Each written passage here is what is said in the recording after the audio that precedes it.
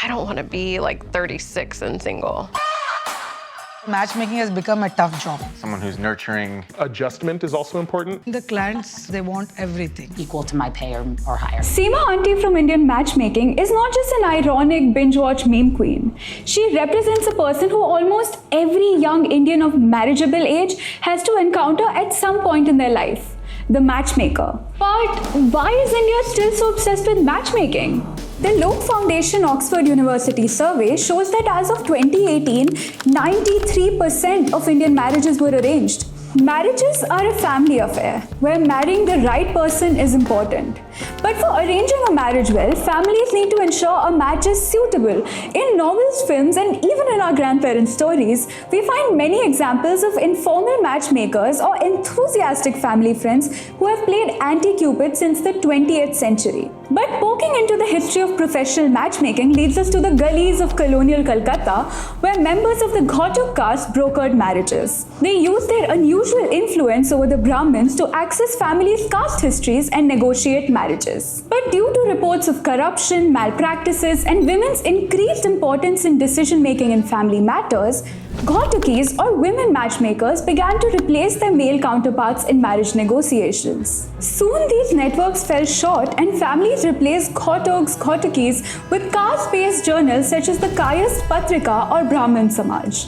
These journals publish matrimonials to make money with a promise to be fair and open in providing correct information about prospective candidates.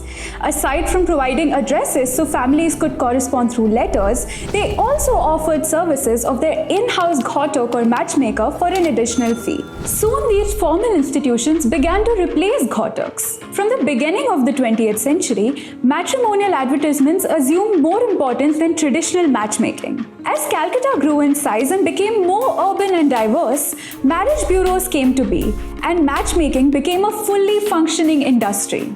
The next big shift came around the 1990s. At the turn of the century, with liberalization and the economic boom, more and more people moved to the cities and even abroad, creating a geographical roadblock in the hunt for suitable matches. The financial independence also offered individuals more room to assert their preferences and led to the birth of matrimonial sites. One of India's first breakout matrimonial sites was Bharat Matrimony. The first thing matrimonials ask candidates to fill in is their religion and community, followed by dietary preferences, income, and then sub-community. All of this information essentially serves the purpose of a marriage CV or biodata. But it's not about whether the mode of matchmaking is a professional like Seema Auntie or an app or a family friend. The baffling question is, why do Indians keep opting for matchmaking to get married? In the Indian family ecosystem, family holds more value than an individual. Loyalty and individual duty towards family are cherished values, and the most important way of showing the two is by marrying within the community and furthering the family line in the right way.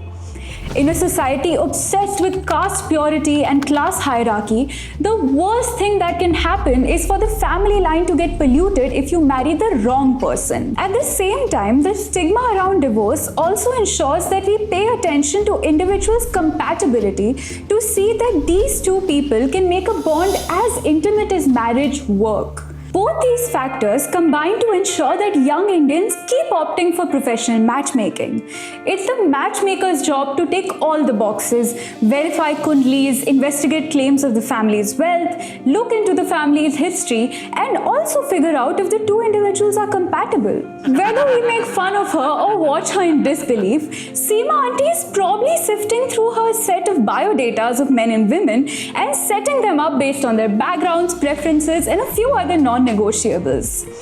In a society which hasn't imagined another alternative to marriage, where caste still defines the choices we make, and where parents control what their children do, Seema Auntie is doing her job at maintaining the status quo. Like she said, first is marriage, then love. That is the beauty of this arranged marriages. If you enjoyed watching our video on why Indians love matchmaking, do like, share and comment. And for more such content, subscribe to the Swaddle.